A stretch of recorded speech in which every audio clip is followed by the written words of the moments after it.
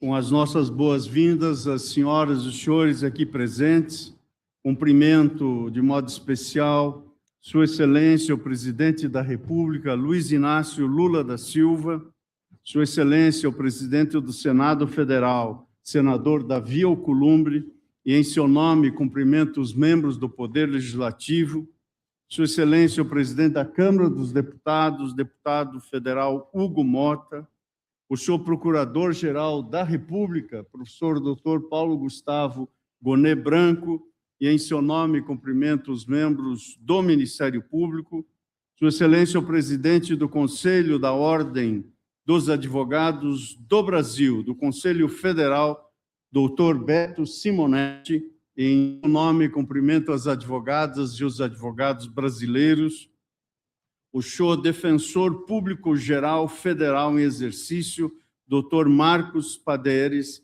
e em seu nome cumprimento os defensores públicos.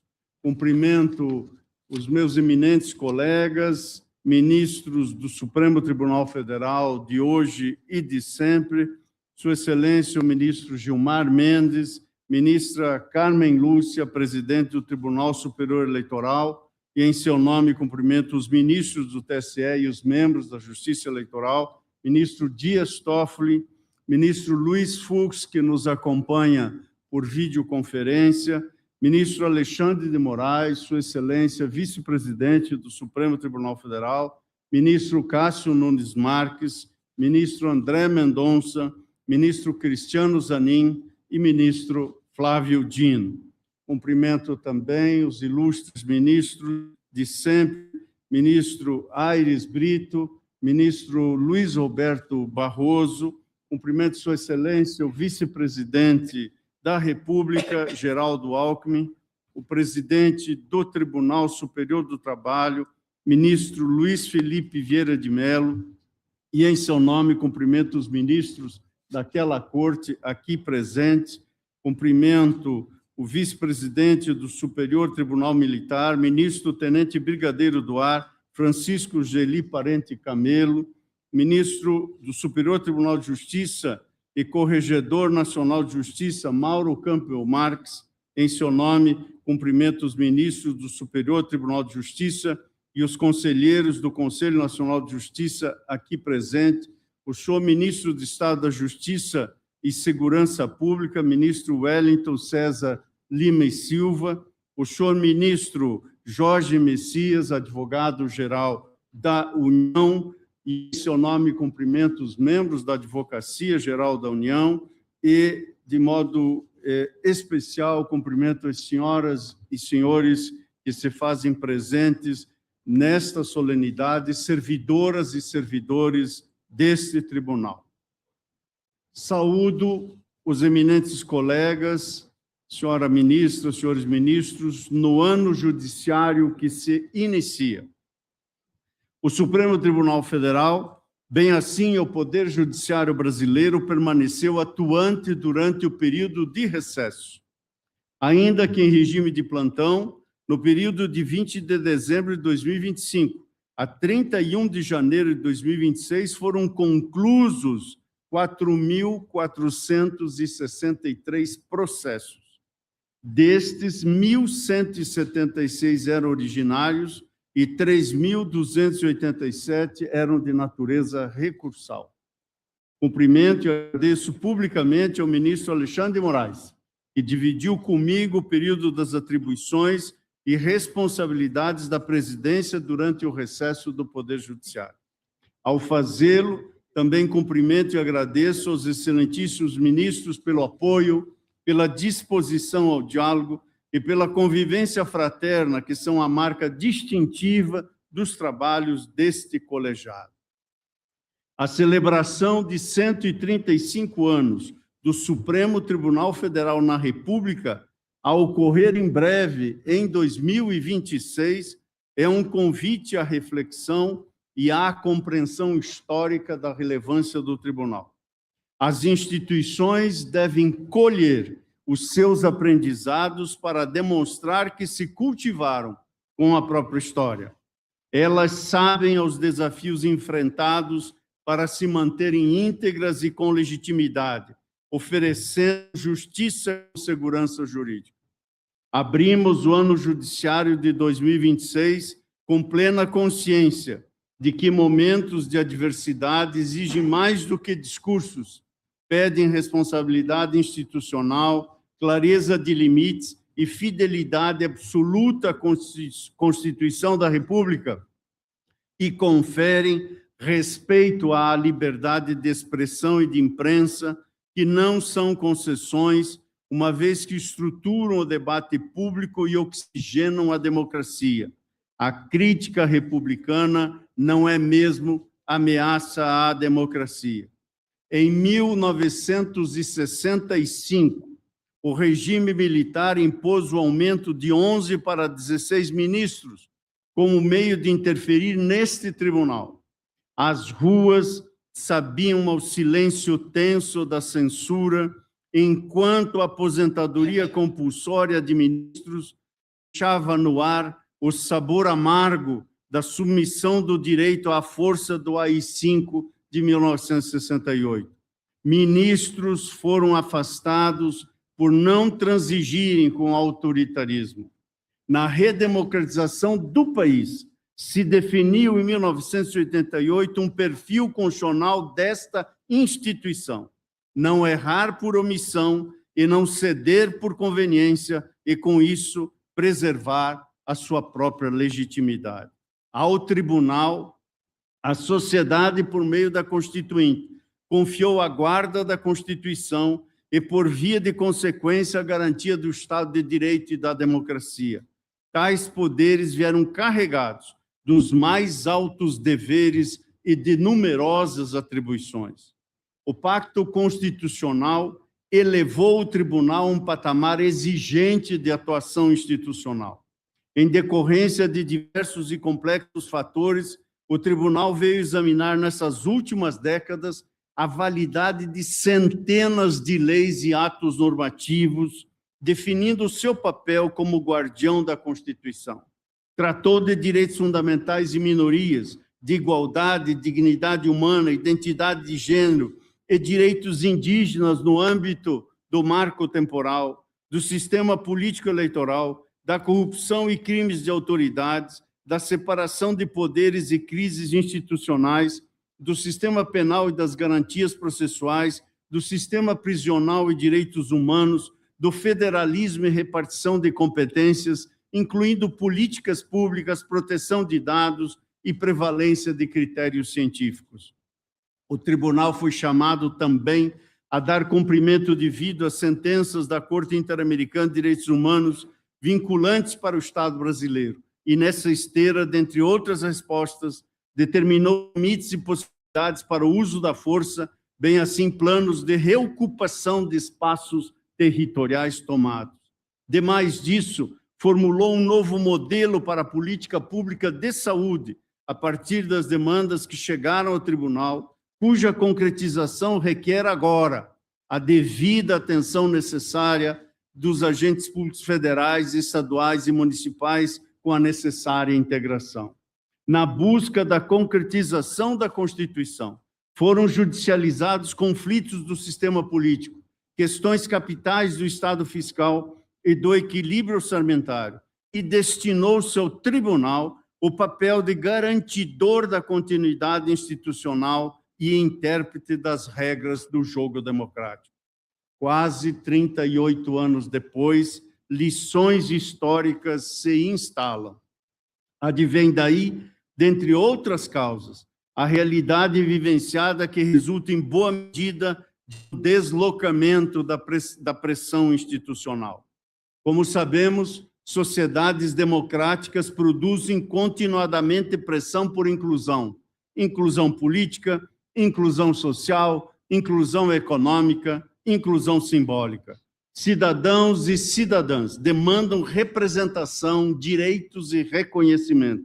Essa pressão na democracia é estrutural, ela não desaparece.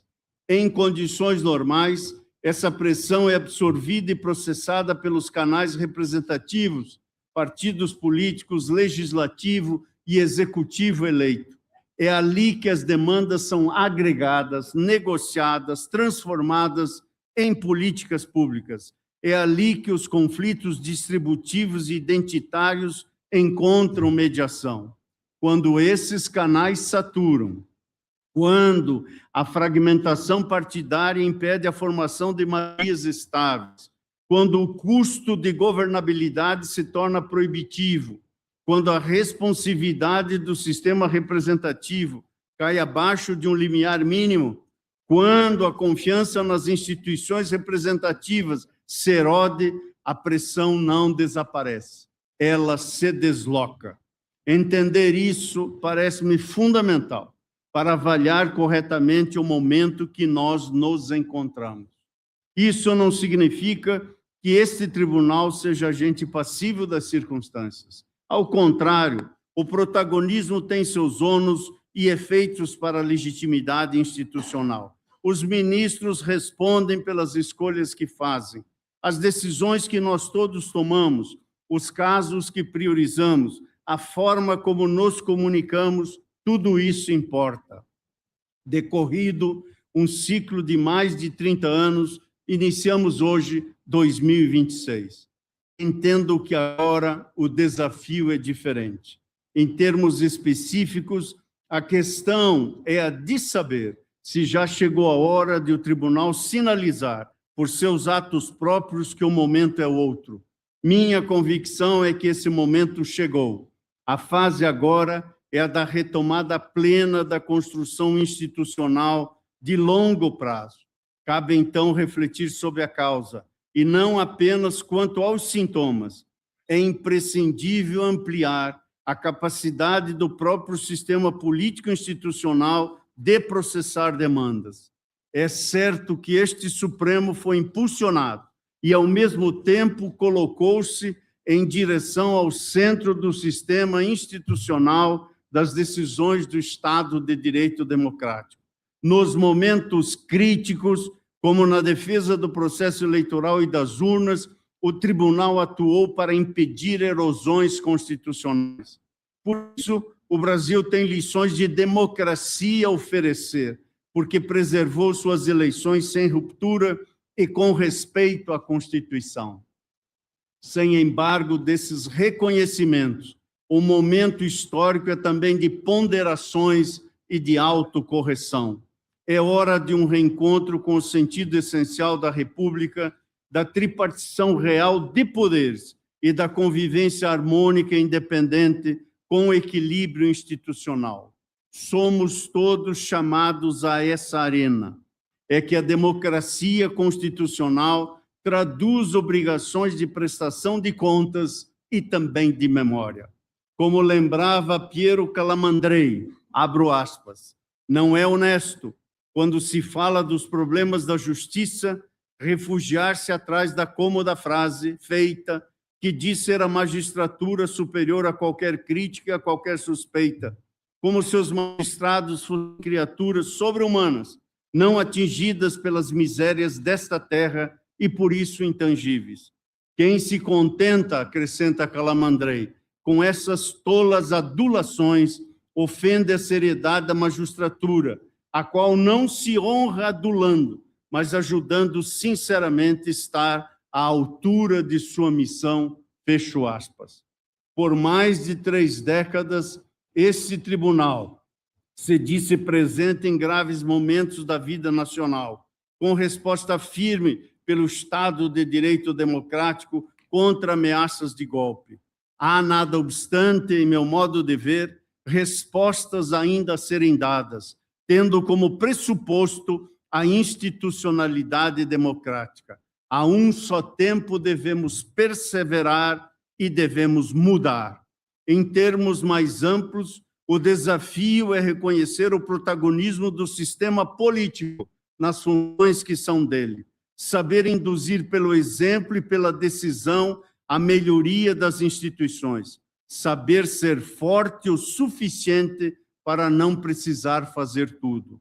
Talvez seja mais difícil do que os desafios anteriores, porque exige não a coragem de agir, mas a sabedoria de calibrar a ação a paciência institucional da construção. Essa tarefa, esse munus, não é nem pode ser obra solitária.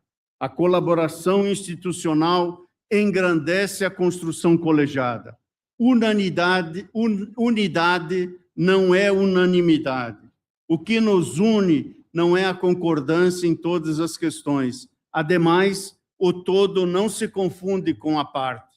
O que nos une é o compromisso com a instituição. Reafirmo, nesta oportunidade, as metas que orientam a presente gestão. No plano interno, destaca-se a promoção do debate institucional sobre integridade e transparência.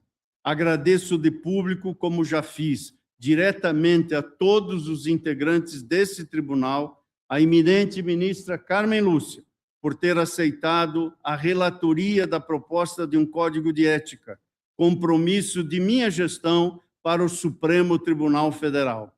Vamos caminhar juntos na construção do consenso no âmbito desse colegiado. Impende dialogar e construir confiança pública, porque nesta reside a verdadeira força do Estado de Direito, e é para o cidadão que todo o sistema de justiça deve permanentemente se orientar. Reitero o compromisso ético que todos devemos ter no exercício das funções públicas. No contexto do Conselho Nacional de Justiça, que se orienta por atribuições bem delimitadas, iremos prosseguir nos afazeres do Observatório de Integridade e Transparência, colocando o CNJ como norte do aperfeiçoamento institucional do Judiciário no campo da ética e da transparência. Na área dos processos eletrônicos, vamos seguir com humanização e inteligência, uma gestão de ponta para desenhar e efetivar a justiça acessível, transformando o judiciário pela tecnologia. O enfrentamento da violência contra a mulher constitui pauta prioritária da presidência desse tribunal e do CNJ, estruturada em eixos de prevenção, proteção, promoção da autonomia e responsabilização. As principais ações encontram-se concentradas no âmbito do CNJ e merece destaque a iniciativa destinada a reduzir o prazo de análise das medidas protetivas de urgência para até 48 horas. Também lançamos o Guia Interinstitucional de Avaliação de Risco, a que estão submetidas as mulheres, e fomentamos a implementação de medida protetiva de urgência eletrônica nos tribunais estaduais. Seguiremos com os bem-sucedidos mutirões dos processos do Tribunal do Júri e processos com temática racial. No âmbito de suas atribuições, o tema da segurança também diz respeito à necessidade de respostas céleres contra o crime organizado. Será apresentado em março vindouro o painel nacional sobre a criminalidade organizada. Também será instituída a rede nacional de juízes especializados em crime organizado. O papel do Supremo e de todo o Judiciário na segurança pública é o de fixar jurisprudência criminal que permite eficiente funcionamento da justiça penal e julgar com celeridade os casos que o Ministério Público apresenta. Teremos uma longa pauta de temas para julgamento aqui nesse plenário. Dentre eles, o uso de redes sociais por membros do Ministério Público, a constitucionalidade ou não da coleta obrigatória de material genético de condenados, a possibilidade de perda de mandato por infidelidade partidária, anistia a partidos políticos que não preencheram cotas raciais e de gênero. Chamam também a nossa atenção os imperativos do trabalho decente, pois o novo mundo do trabalho pede segurança jurídica e análise das possibilidades de proteção de direitos. Esses e outros julgamentos serão norteados pela observância à Constituição, que impõe, quando necessário, o exercício de um papel contra-majoritário. No plano externo, reafirmo nossa permanente disposição de diálogos com os demais poderes. Diante da quadra vivenciada no Brasil, propomos uma agenda republicana pela legitimidade institucional e pela transformação do Estado, um compromisso com a Constituição e com a sociedade, voltado à proteção de direitos fundamentais e da segurança pública. Sustentam essa ideia inicial os seguintes eixos: 1. Transparência, integridade e diálogo institucional. 2. Divergência democrática como elemento legítimo da vida constitucional. 3. Centralidade da legalidade constitucional como linguagem comum entre os poderes. 4. Direitos humanos e segurança como eixos da democracia constitucional. 5. Atuação do Supremo Tribunal Federal marcada por responsabilidade e segurança jurídica. 6. Eficiência, inovação e sustentabilidade. O Brasil tem um encontro marcado com sua melhoria institucional. Temos um sistema representativo que precisa recuperar sua capacidade de processar as demandas da sociedade. Temos instituições de controle que precisam funcionar melhor. Temos uma cultura política que ainda não consolidou plenamente os valores republicanos. E temos, sobretudo, uma dívida histórica com os excluídos. Há muito por fazer. A segurança jurídica é condição para o desenvolvimento econômico e social, e o Poder Judiciário contribuirá nesse sentido. A legitimidade é o alicerce que sustenta o edifício do sistema de justiça, e a sua presença não raro é silenciosa e quase invisível, mas a sua ausência é ruidosa e perceptível. Entendo que o tempo também é de rememorar limites. O ordenamento jurídico brasileiro é funcional, inclusive no enfrentamento de ilícitos no sistema financeiro. Eventuais práticas irregulares encontram resposta adequada nos mecanismos próprios de supervisão, fiscalização e sanção. A criação de soluções à margem das instituições compromete a segurança jurídica, a previsibilidade regulatória, a separação de poderes com potencial de erosão da confiança pública e do próprio funcionamento do mercado. Estamos em ano eleitoral. Aproveito a oportunidade para parabenizar a excelentíssima ministra Carmen Lúcia, atual presidente do Tribunal Superior Eleitoral, além do trabalho que coordenou nas eleições de 2024. Destaco a aprovação da resolução que aumentou a participação de mulheres e reforçou o compromisso da Justiça Eleitoral com a igualdade de gênero nos tribunais. Almejamos eleições livres, seguras e limpas, como tem sido levado a efeito com zelo exemplar pela Justiça Eleitoral, coibindo abusos e informações falsas, como certamente pautará o Tribunal Superior Eleitoral nas eleições, aí então já sob a presidência do eminente ministro Cássio Nunes Marques. Em ano eleitoral, a justiça deve manter-se equidistante das posições políticas, sejam quais forem. Reiteram que é uma honra servir a Constituição ao lado de milhares de magistradas, magistrados, servidoras e servidoras que em todo o Brasil compreendem que a cada despacho, a cada decisão, a cada processo, a jurisdição deve se fazer sinônimo de justiça, confiança e segurança jurídica. Nos processos, as dúvidas sobre conflitos de interesse devem ser tratadas sempre com transparência, e ninguém cogite que possa ser diferente numa sociedade republicana como a nossa. Dirijo-me agora a mulheres e homens que personificam em todos os rincões do país a autoridade da lei e a esperança concreta de justiça para milhões de brasileiros. Somos mais de 18 mil juízes e juízas. É em tempos íngremes que se mede a grandeza da magistratura. A independência judicial não é um atributo corporativo, é a salvaguarda da democracia e a última proteção do cidadão contra o arbítrio. E voltando à memória do fato histórico que mencionei ao início, nós temos o exemplo a mirar.